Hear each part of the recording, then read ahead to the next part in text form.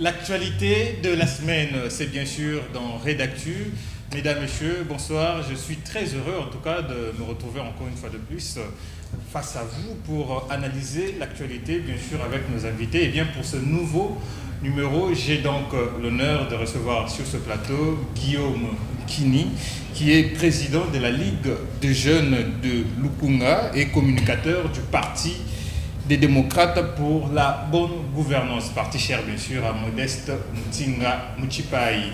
Et monsieur Guillaume Kini, bonsoir. Bonsoir monsieur Olivier. En tout cas, c'est un plaisir pour moi de vous recevoir sur ce plateau. Pour moi également. Nous allons analyser ensemble l'actualité de la semaine. Déjà pour commencer, le tout premier sujet en rapport avec l'état des sièges. Vous êtes au courant certainement que l'Assemblée nationale de Kinshasa et aussi le Sénat ont prorogé l'état de siège.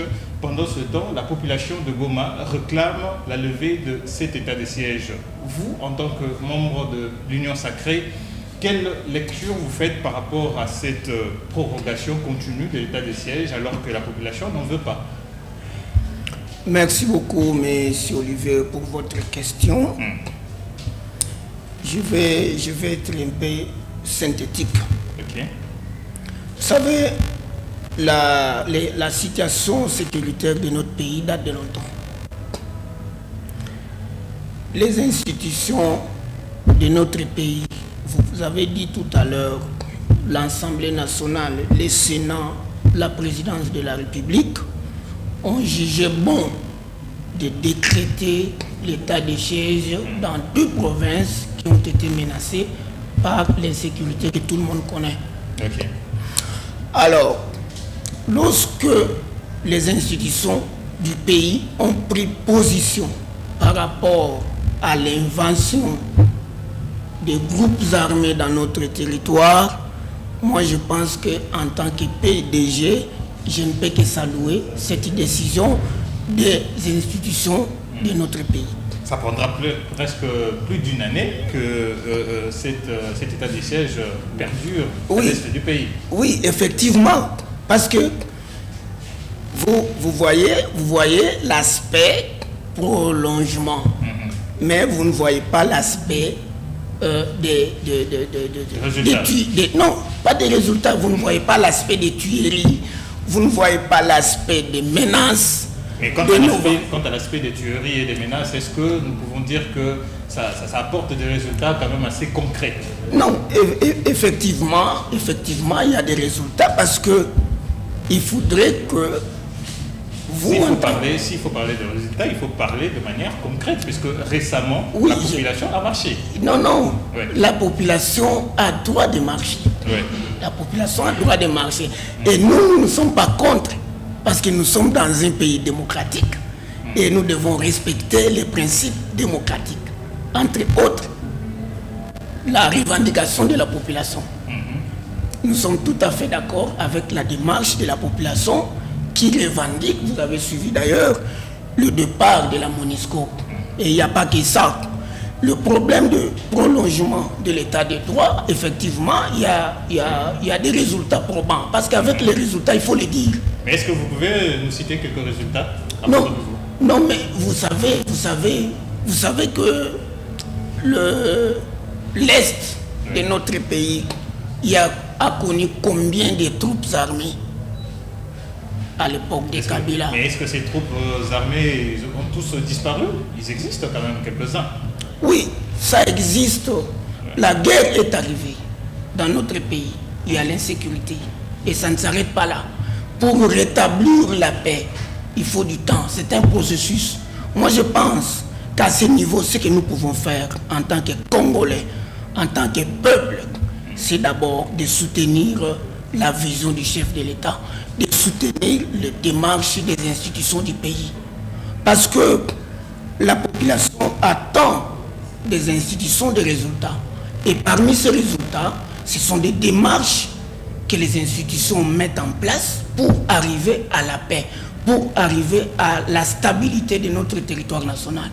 Parce que je ne crois pas, tel que nous sommes là, que le président de la République, là où il est content de voir qu'à l'est du Congo, il y a le peuple qui est en train d'être tué. Le président du Sénat, le président de l'Assemblée nationale verrait que le peuple à l'est du pays est en train d'être tué et il garde le silence. Non, moi je pense que les résultats pour arriver à la stabilité, c'est un résultat qui doit être généralisé. Généraliser comment? Je vais arriver. Généraliser comment? Okay. Ça veut dire, je vous donne un exemple tout à l'heure là. Vous voyez, l'Ukraine, la guerre de l'Ukraine et de la Russie. Vous voyez la position du peuple russe vis-à-vis du président Poutine. Qu'est-ce que vous constatez? Le président Poutine est soutenu à 99% par son peuple, voire même les institutions. Mais en revanche, dans notre pays, qu'est-ce qui se passe? Moi, je ne pense pas que vous, en tant que père de famille dans votre maison, votre famille est menacée et qu'au sein de la famille, qu'il y ait des divisions.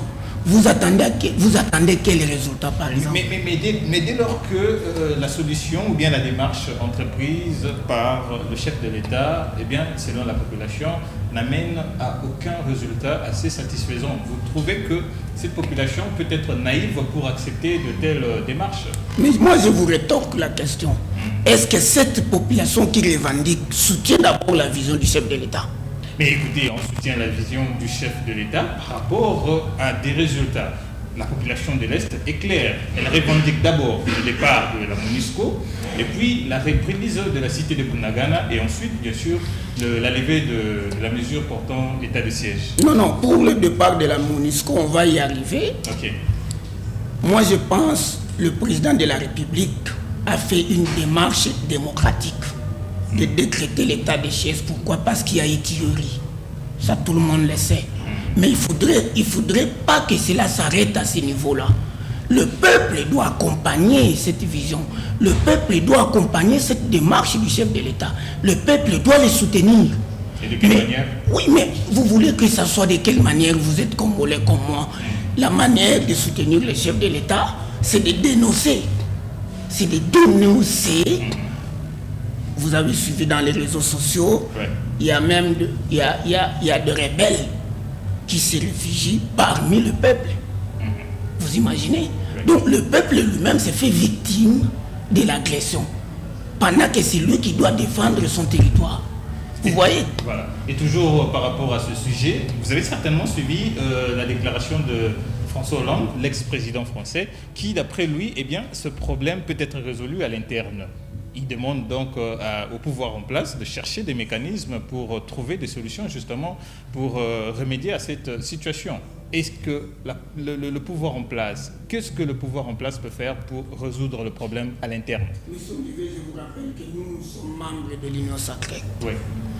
La déclaration de M. Hollande, nous la saluons.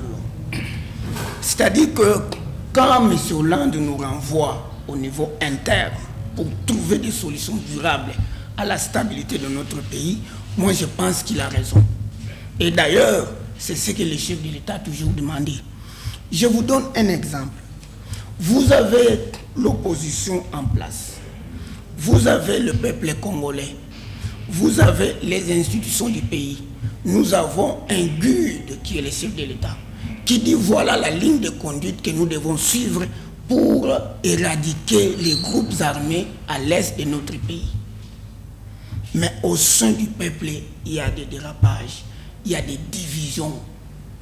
Vous comprenez? Il y a des divisions. Vous voulez que nous puissions arriver à quel résultat? Mais si par exemple quelqu'un de l'extérieur arrive dans notre pays pour nous dire que la guerre qui menace la RDC doit être résolue au niveau interne, nous la saluons. Je vais vous dire pourquoi. Le chef de l'État, il y a le général Yav. Effectivement, vous avez suivi. Et pourquoi? Donc ça veut dire que le général Yav, c'est un Congolais, mais qui, par le mesure prise par le chef de l'État, de mettre en place un dispositif sécuritaire durable pour éradiquer les groupes armés, constate que le général Yav a été utilisé par les services de renseignement rwandais pour infiltrer les soldats dans notre territoire. Vous comprenez? Donc là, c'est un problème congolais. Ce n'est pas un problème rwandais. Voilà pourquoi nous soutenons cette démarche. Donc à ce niveau, on peut déjà parler d'une procédure à l'interne. Effectivement, c'est-à-dire que la résolution de notre problème doit commencer d'abord au niveau interne. Ça, c'est le premier problème. Le deuxième problème, au niveau interne, bien sûr, avec l'armée. Au deuxième niveau, nous avons le peuple. Le peuple est donc les civils, quoi. Qu'est-ce qui se passe avec les civils? Les civils doivent développer la culture de l'unité, la culture de paix, et non la culture de haine. Suivez la culture des Congolais d'une manière... Quels sont ces Congolais qui présentent cette attitude de haine? Non, mais vous les suivez d'ailleurs. Ce n'est pas une question que vous me posez. D'ailleurs, vous le savez plus que moi. Je vous donne l'exemple de l'opposition actuelle. Notre pays est attaqué. Nous sommes agressés. On tue nos mamans. On viole nos mamans, nos soeurs. On viole même nos enfants. Quelles sont les déclarations que les hommes politiques congolaises font du côté opposant, du côté société civile? Non, mais écoutez, laissez-moi terminer mon raisonnement. Quelles sont les déclarations? Si ce n'est les critiques, si ce n'est la trahison, si ce n'est le fait d'étaler les erreurs, les incohérences, de mal interpréter les déclarations du président de la République sur l'opinion internationale, ça résout quoi? Vous comprenez? Qu'est-ce que cela résout? Alors, moi je pense qu'à ce niveau ici, nous devons nous unir. Nous devons nous unir parce que nous sommes menacés, nous sommes attaqués. Soyons ensemble. Je rentrais toujours en Russie. Il y a l'ex-président russe qui s'attaque à l'Occident. Vous imaginez? Un autre exemple, Marine Le Pen en France, un combattant des Gilets jaunes s'en prenait à Macron. J'ai suivi Marine Le Pen qui tient un point de presse qui explique au peuple français que bien que nous soyons opposants, mais c'est notre chef, c'est notre président. Nous devons le respecter. Vous comprenez? Donc du fait qu'on soit opposant, du fait qu'on soit dans la société civile, cela n'exclut pas que le chef de l'État soit respecté. Cela n'exclut pas que par la défense des intérêts nationaux, nous devons être ensemble. Alors, puisque vous avez évoqué le cas de la Russie, nous allons rester dans ce contexte d'insécurité à l'Est, mais tout en se référant à la Russie, qui, à travers son président de la République, Vladimir Poutine, qui s'est dit prêt à accompagner la RDC pour résoudre le problème sécuritaire. Pourtant, l'Union européenne et les États-Unis d'Amérique ne veulent pas de cette démarche. Pour eux, la Russie fera d'office d'un mauvais maître pour accompagner la RDC. Alors, quelle analyse vous pouvez avoir par rapport à cette situation? Merci beaucoup pour cette question. Moi, je pense que les conflits qui s'opposent, l'Occident et la Russie, ne doivent pas nécessairement affecter la RDC. Vous avez suivi que notre ministre de la Défense était en Russie. Il était en Russie. Et d'ailleurs, les États-Unis avaient décliné cette démarche. C'est pourquoi vous avez vu d'ailleurs l'arrivée ici en RDC d'Anthony Blinken. Oui, mais ça fait peur. Vous savez, ça fait peur. Parce que les États-Unis aujourd'hui, vous avez dit tout à l'heure, François Hollande à l'Est, il a dit quoi? Qu'est-ce qu'il a dit? Il a dit la RDC, c'est un État souverain. Voilà. Donc ça veut dire que par le principe de la souveraineté, le président de la République a droit de prendre contact avec tel ou tel autre pays pour sécuriser les territoires nationaux. Et surtout que nous sommes menacés. Donc à ce stade ici, ça ne relève pas la compétence des États-Unis, mais ça relève la compétence du président de la République en tant que garant de la nation. Quant à vous, dans l'Union sacrée, qu'est-ce que vous pouvez dire? Est-ce que la RDC peut faire confiance à la Russie plutôt que de faire confiance aux États-Unis d'Amérique? Bon, merci pour cette question. Moi, je pense que, premièrement, nous faisons d'abord confiance au président de la République. Okay. Ça, c'est de un, d'abord, parce que vous évoquez trop l'aspect externe, vous oubliez l'aspect interne. Oui, interne. Effectivement. Donc, nous commençons d'abord par l'aspect interne. Okay. Nous faisons d'abord confiance au jugement, à l'étude, à l'analyse du président de la République. Et nous l'accompagnons dans sa démarche. C'est-à-dire que lorsque le moment viendra, parce que le moment n'est pas encore venu, on ne va pas anticiper les choses, mais lorsque le moment viendra où le président de la République va décider sur l'appartenance à telle ou à telle force internationale, eh bien, à ce moment-là, nous allons les soutenir. Mais à ce moment ici, je ne saurais pas vous dire on est d'accord ou on n'est pas d'accord du moment où lui-même n'a pas encore décidé. Jusque-là, rien ne s'est dit sur le choix. Non, je vous ai dit tout à l'heure là que c'est une démarche. Okay. C'est un processus. Du fait que le processus n'est pas encore arrivé à son terme, on ne peut pas prononcer. Il n'y a pas de pronostic à ce stade ici. Mais d'après l'analyse de l'Union européenne, nous allons un peu nous tarder là-dessus, l'Union européenne et les États-Unis craignent que la Russie puisse s'accaparer totalement de l'Ukraine pour en faire un État nucléaire. Et d'après l'Union européenne, c'est un danger sur le plan planétaire. Alors, s'affilier à un partenaire pareil, d'après leur analyse, ils trouvent que c'est en tout cas jouer mal les cartes. Monsieur Olivier, je pense que j'en ai déjà parlé. La RDC, c'est un État souverain.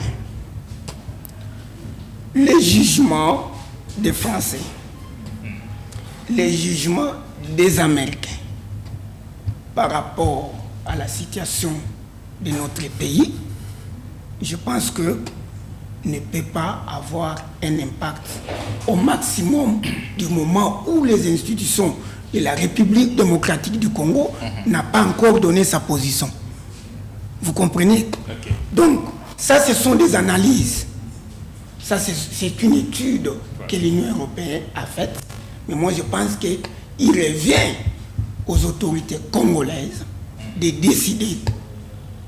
Merci. Voilà. Nous allons passer à une deuxième thématique, consacrée bien sûr au processus électoral, avec la déclaration d'abord du président de la République qui a dit que l'opposition congolaise avait peur des élections.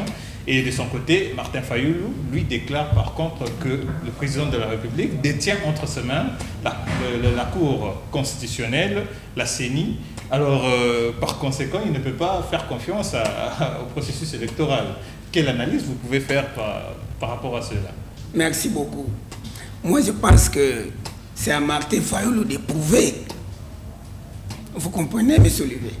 C'est à Martin Fayulu de prouver si effectivement sa déclaration tient debout.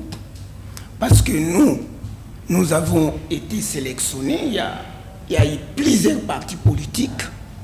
Nous, PDG, nous avions été invités à cette séance de travail. Je pense que je faisais aussi partie de cette délégation du PDG, où chaque parti politique a formulé des recommandations à la CENI. Okay.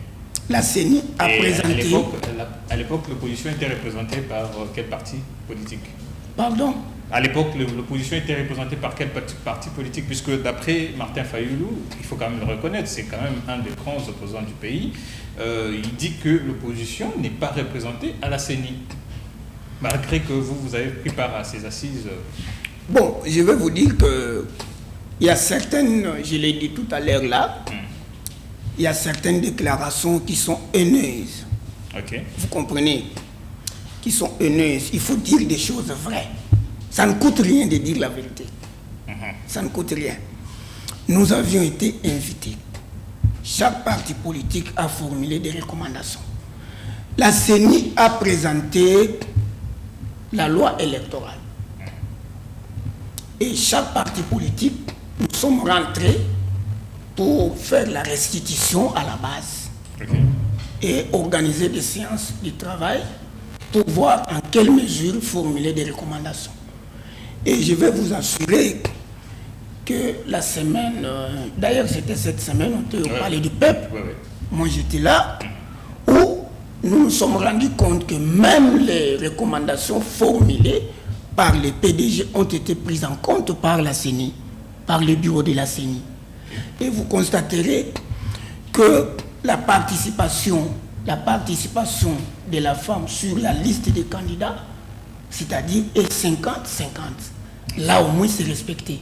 Et toutes les parties prenantes ont salué cette initiative parce qu'à la CENI, pour la nouvelle loi électorale, il y a vraiment des innovations. Ça, il faut le reconnaître. Pourtant, Martin Fayulu dit que cette loi électorale est taillée sur mesure pour satisfaire le président de la République. Non. Ça, je ne salue pas cette déclaration. Il y a certainement des innovations. Entre autres, je peux vous les citer. La liste d'un parti politique qui remplit 50% des femmes ne paye pas la caution. Oui, ça c'est un avantage. Vous comprenez? C'est une innovation. Ça n'a pas existé. Et ça, il faut les saluer. Vous voyez? Ça, vraiment, il faut les saluer. Alors, la déclaration de Martin Fayulu, moi je dirais cela n'engage que lui. Cela n'engage que lui, c'est à lui de prouver si effectivement la Cour constitutionnelle, la CENI, parce que moi je sais que la loi dit, parce que nous PDG, nous soutenons au maximum l'état de droit, du moment où la loi dit que la CENI est un organe indépendant, autonome, je ne peux pas aller au-delà de ce que dit la loi en disant la CENI appartient au président de la République. Automatiquement, j'ignore la loi. Vous voyez, là, on n'est pas professionnel. Alors, si Martin Fayulu estime que la CENI, la Cour constitutionnelle, ce sont des organes du président de la République et que la loi électorale serait taillée à sa demande, moi je dirais non. Ok, vous êtes dans l'Union sacrée. Lors de votre récente sortie politique, vous avez déclaré que vous allez soutenir le chef de l'État et vous avez d'ailleurs confiance en lui pour gagner les élections prochaines. Mais qu'est-ce qui vous rassure que le président de la République peut gagner les élections prochaines? Bon, moi je pense que cette question que vous me posez, vous avez déjà la réponse. Qui peut d'abord la battre? Vous ne voyez personne qui peut battre le président? Non, moi je vous pose la question. Pourtant ici sur le plateau, c'est moi qui pose la question. Oui, mais oui, j'ai aussi le droit de rétorquer. Qui peut la battre?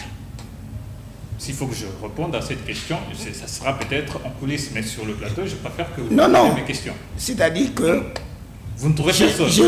J'évolue. Qui peut d'abord la battre? Ça, c'est la première question. Parce que vous avez dit, qu'est-ce qui nous rassure que le président de la République sera réélu? Parce que dans notre affiche, nous avions dit oui au deuxième mandat du président de la République. Et là, vous voulez savoir les éléments motivateurs. Laissez-moi vous le dire. Premièrement, qui peut la battre? La réponse est personne. Donc il est seul. Ça c'est le 1. De 2, l'essence de son leadership, sa prise de position, sa démarche par rapport à l'émergence de notre pays. Nous constatons que il a remis la RDC sur la bonne voie. Et je vais encore vous prouver par rapport à la justice. Vous avez déjà vu un dire-cap du président de la République dans notre pays traîner devant les cours et tribunaux. Vous avez déjà vu. Ça, c'est de un. C'est un élément motivateur qui prouve à suffisance que si nous les soutenons, parce qu'on dit la justice redresse le pays. Et le président de la République a compris que pour redresser la RDC, il faut outiller, il faut renforcer les dispositifs juridiques. Et c'est ce que nous sommes en train de vivre. Voilà un élément très très important qui fait que nous puissions les soutenir au maximum. Et d'ailleurs, un seul mandat, ça ne suffira pas. Ça, vous le savez. Voilà. Et au niveau du gouvernement central, vous faites confiance à tous les warriors? Ce sont des collègues. Puisque parmi lesquels, il faut déjà le citer, il y a le ministre des Affaires sociales, Modeste Mutinga, qui est d'ailleurs président du parti des démocrates pour la bonne gouvernance. Alors, vous faites confiance à tous les warriors? Effectivement. Pourquoi? L'action du gouvernement est complémentaire. Vous comprenez? L'action du gouvernement est complémentaire. Mais le gouvernement n'a qu'un seul Premier ministre. Ce n'est pas comme les églises chrétiennes où on a un seul Dieu, mais plusieurs églises. Non. Avec le Premier ministre, ce n'est pas le cas. Nous avons un seul Premier ministre et nous n'avons aucune raison d'être dispersés.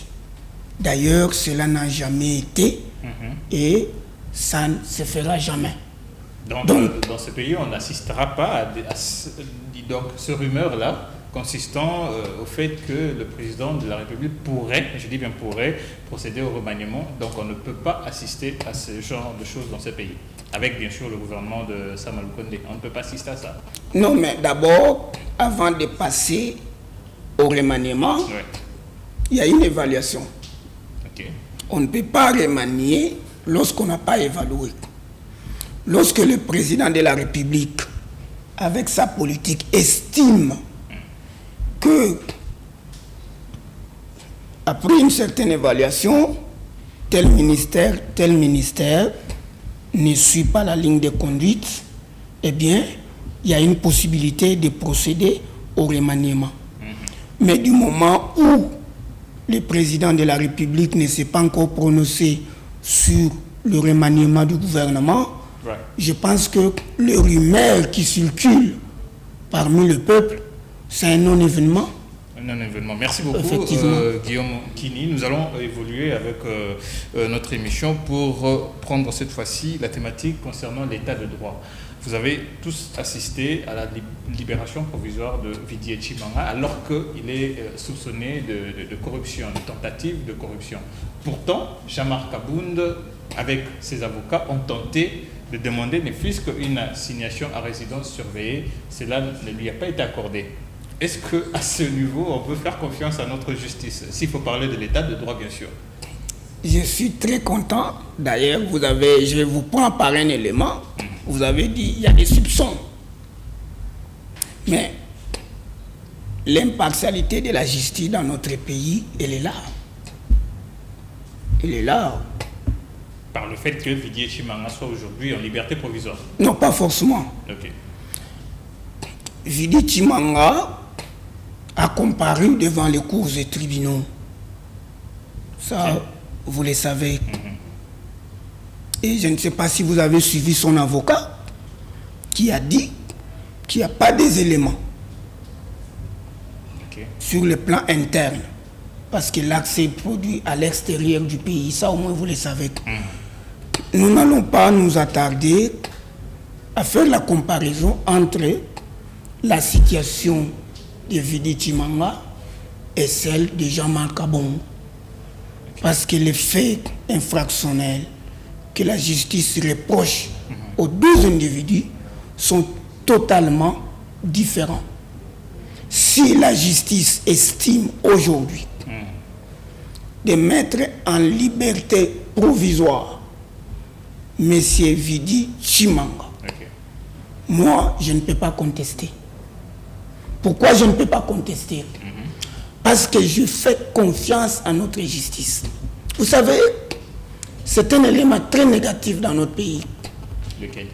Oui, parce que nous avons des institutions mises en place qui fonctionnent de manière autonome, indépendante, parce que la justice, il faut le savoir, elle est totalement indépendante. Mais nous ne faisons pas confiance aux décisions prises par notre justice. Pourquoi? Pourquoi allons-nous contester? La justice détient encore M. Jean-Marc Kabondo. Mais Il y a des raisons. Il y a des raisons. donc pour ceux qui disent que c'est une affaire politique, ils ont tort. Non. Moi, je ne veux pas soutenir cette démarche-là de dire l'arrestation de Jean-Marc Kabondo est politisée. Non, il faut éviter ça.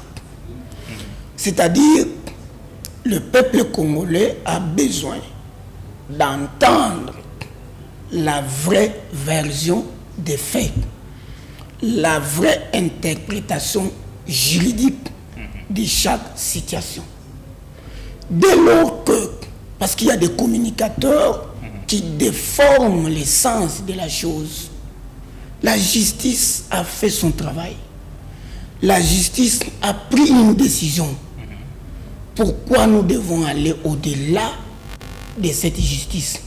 Parce que vous savez qu'il y a nous avons la Cour de cassation, ça vous savez. Si par exemple une décision qui a été mal rendue, on peut la casser.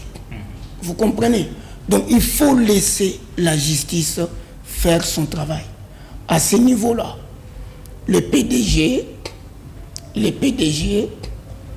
qui prône l'autorité de la loi et qui s'aligne derrière la vision du chef de l'État pour soutenir l'État de droit qui est d'ailleurs une vision en cohérence avec l'idéologie du PDG, eh bien, nous ne pouvons que saluer toutes les démarches et les décisions prises par notre justice. Alors, en matière de bonne gouvernance, pour chuter bien sûr, est-ce que la présidence de la République peut être considérée comme un élément sacré de bonne gouvernance?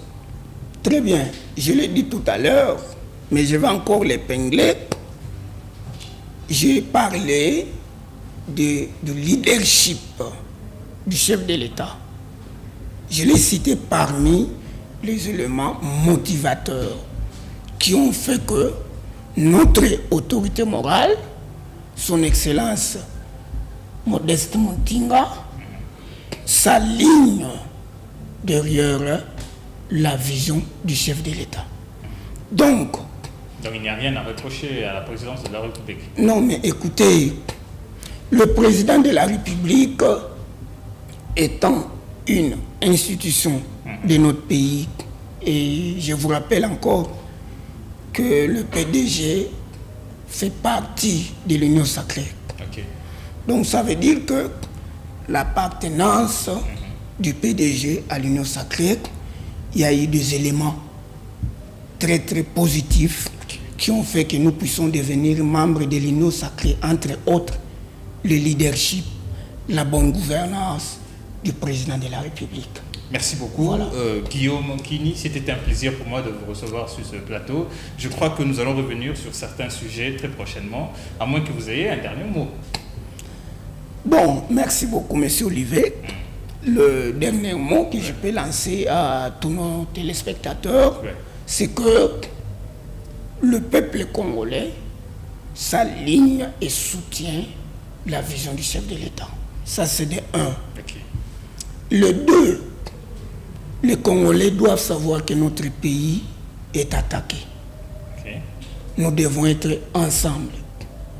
Nous devons nous approcher aller vers les institutions du pays, proposer comment sortir le pays dans cette situation que de traîner dans la rue en train de faire des mauvaises propagandes.